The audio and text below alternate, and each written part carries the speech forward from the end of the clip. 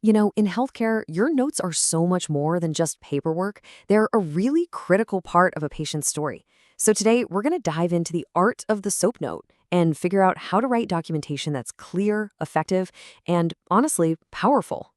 So let's just start with this question right here. What story do your notes really tell? Because that's what they are, right? They're a crucial chapter in your patient's journey. And getting that story right, well, that's everything. All right, so here's our game plan. We're going to start with the power behind SOAP notes. Then we'll cover 3 big principles, writing with professionalism, objectivity, and clarity. And then we'll see how it all comes together with a case study. First up, the power of SOAP notes. Let's really get a handle on the foundation here. So what is a SOAP note really?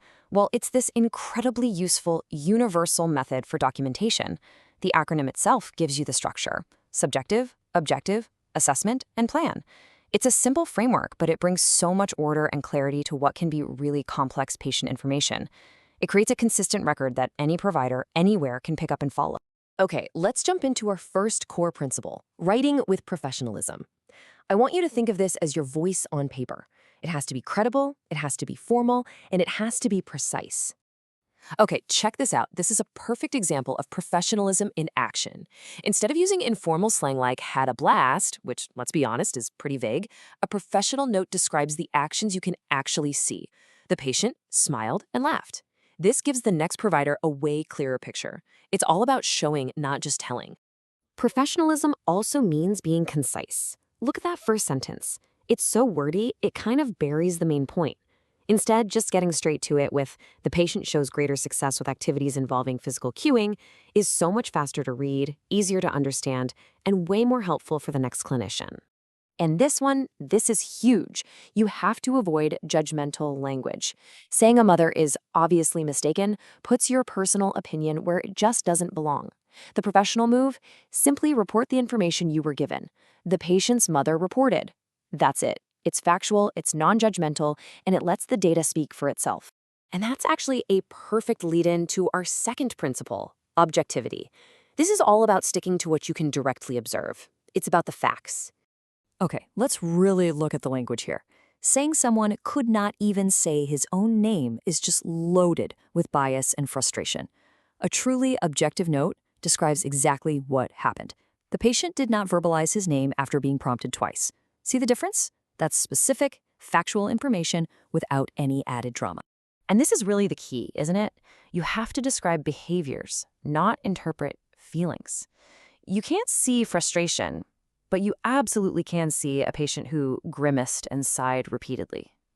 When you report the observable behavior, you're giving the next clinician concrete evidence, not just your subjective guess.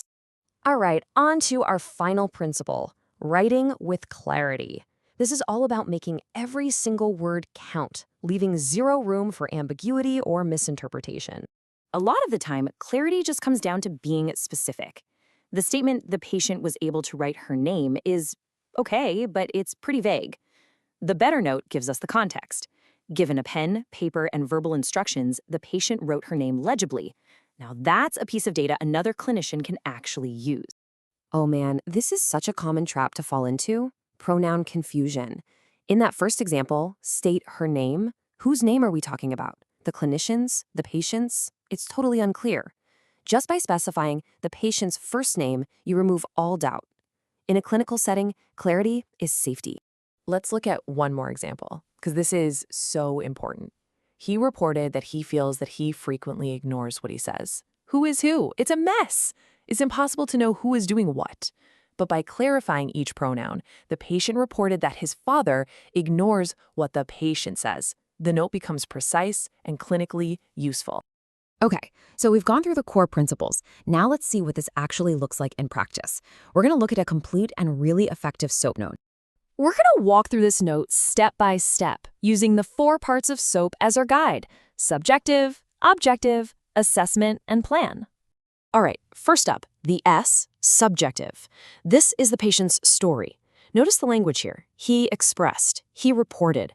This whole section is about capturing the patient's personal experience.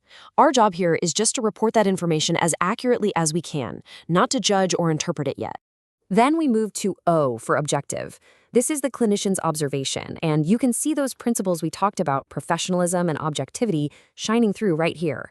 Phrases like affect was brighter and improved eye contact are observable, measurable facts, not just feelings or guesses.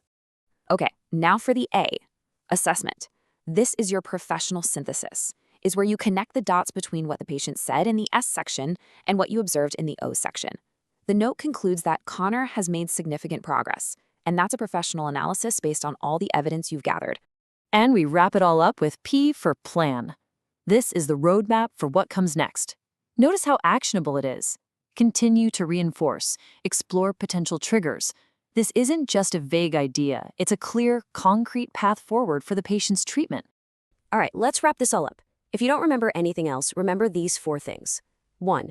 Be professional. Use formal, descriptive language. 2. Be objective. Report facts, not your own judgments. 3. Be clear. Write with specificity. And 4. Be structured. Always follow that SOAP format. These 4 pillars will totally transform your notes. So I want to leave you with one final thought to chew on.